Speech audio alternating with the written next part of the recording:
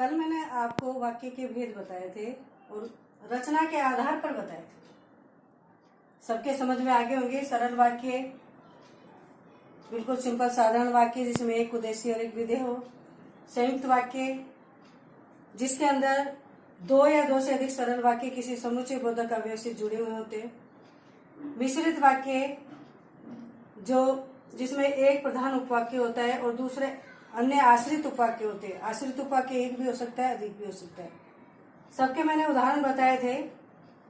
सरल वाक्य जैसे सूर्य पूर्व में उगता है या मोहन विद्यालय जाता है, एक सीधा सिंपल वाक्य है। दूसरा संयुक्त वाक्य ऐसे ही मोहन विद्यालय जाता है और सोहन पुस्तक पढ़ता है। ये दो सरल वाक्य अलग अलग है लेकिन समुच्चय बोधक अवयव से जुड़े हुए हैं और से। तीसरा विस्तृत वाक्य बताया था मैंने। मोदी जी ने कहा कि घर पर रहो, ऐसे वाक्य। और अन्य उदाहरण है विस्तृत वाक्य के जैसे ही लॉकडाउन खुलेगा वैसे ही विद्यार्थी स्कूल आएंगे। जैसे से भी बनते हैं, जब से भी बनते हैं। जब इंग्लिश का पीरियड आएगा तो मनीष मंसल सर अंग्रेजी पढ़ाएंगे, इंग्लिश पढ़ाएंगे। ऐसे अन्य उदाहरण हैं। ठीक है बेटा। अब इसके बाद हम करते हैं अर्थ के आधार पर वाक्य भेद। अर्थ के आधार पर वाक्य के कितने भेद होते हैं? 8 होते हैं बेटा। ठीक है। जिसमें सबसे पहले है विधानवाचक। विधानवाचक साधारण वाक्य। ठीक है। जैसे हमने कहा था जो सरल वाक्य है, उदाहरण के तौर पर मोहन पुस्तक पढ़ता है। देखिए, ऐसे सीधे सिंपल साधारण वाक्य हमारे विधानवाचक होते हैं। दूसरा है हमारा निषेधवाचक। निषेध जिसमें किसी काम का न होना, न, नहीं, मत का प्रयोग होता है। इसमें हम इसी एग्जाम्पल में करते हैं। देखिए, मोहन पुस्तक क्रिया से पहले आता है, नहीं पढ़ता है। ठीक है। तीसरा है हमारा प्रश्नवाचक। प्रश्नवाचक जिसमें हम क्या, क्यों, कब, कैसे लगाते हैं और इसमें हम आगे लगा लेते हैं। क्या मोहन पुस्तक पढ़ता है। ठीक है बेटा, समझ में आ रहा होगा। प्रश्नवाचक जिसमें प्रश्न पूछा जाता है। चौथा है विस्मय सूचक या विस्मयादि।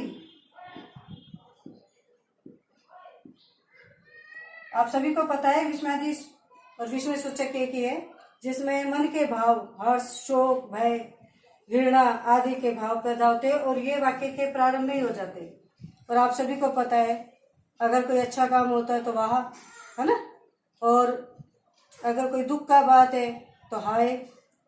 तो ऐसे वाक्य के प्रारंभ में आ जाते हैं। जैसे हम इसी में लगेंगे, मोहन पुस्तक पढ़ता है। मोहन इतने दिन से पढ़ नहीं रहा है लेकिन वो अब पुस्तक पढ़ रहा है। ठीक है। तो हम क्या कहेंगे? हमें आश्चर्य होगा, अरे ये देखिए वाक्य के प्रारंभ में मोहन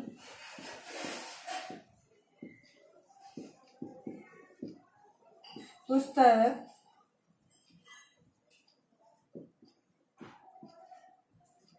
पढ़ता है। ठीक है बेटा, समझ में आ गया। देखिए वाक्य के प्रारंभ में आते हैं। नेक्स्ट है हमारा आज्ञावाचक,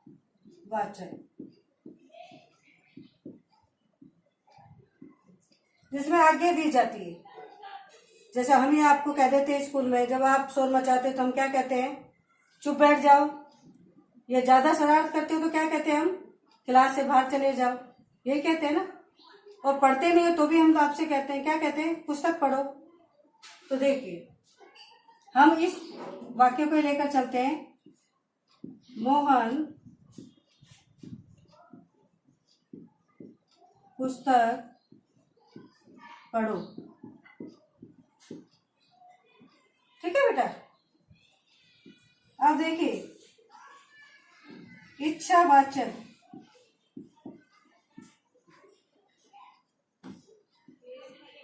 मन की इच्छा, कामना, प्रार्थना, ऐसे वाक्य हमारी इच्छावाचक में होते हैं।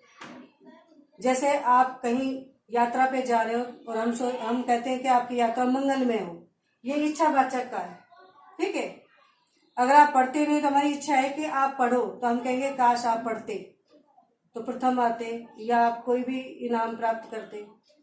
तो ऐसे वाक्य में इच्छावाचक शब्द होते हैं। जैसे मोहन आपकी यात्रा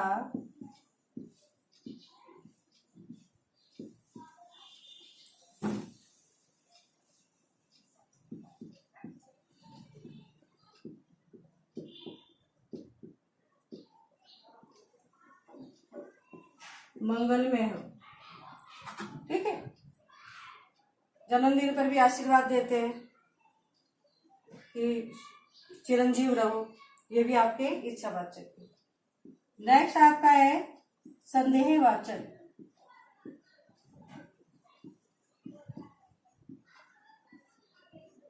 संदेह में, जैसा नाम है संदेह होना, शंका होना कि वो काम हुआ है या नहीं होगा, हम अनुमान लगा सकते हैं कि वो शायद वो काम हो गया होगा।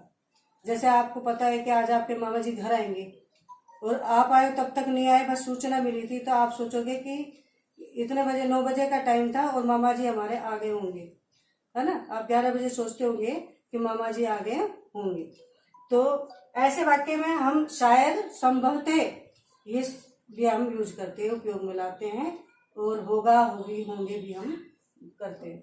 जैसे बादल गिर रहे और हम अनुमान लगा रहे हैं कि शायद आज वर्षा होगी।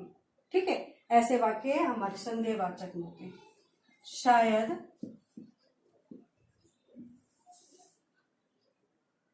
वर्षा हो। ठीक है। तो ऐसे वाक्य आपके समझ में आ गए होंगे। संभवतः, शायद से होते हैं, या मामा जी घर आ गए होंगे। ठीक है। ऐसे वाक्य हमारे संदेहवाचक में जाते हैं। और लास्ट है संकेतवाचक।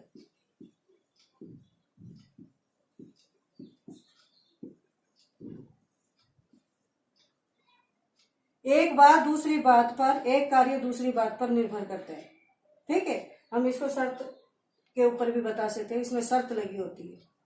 ठीक है। यदि वर्षा होगी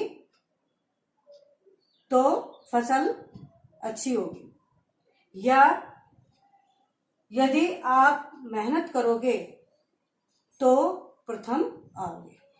ऐसे वाक्य हमारे किसमें होते हैं? संकेतवाचक। इसमें हम लिख देते हैं, यदि मोहन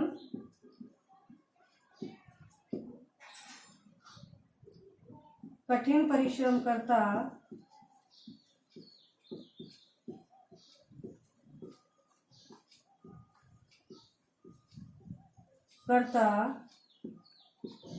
तो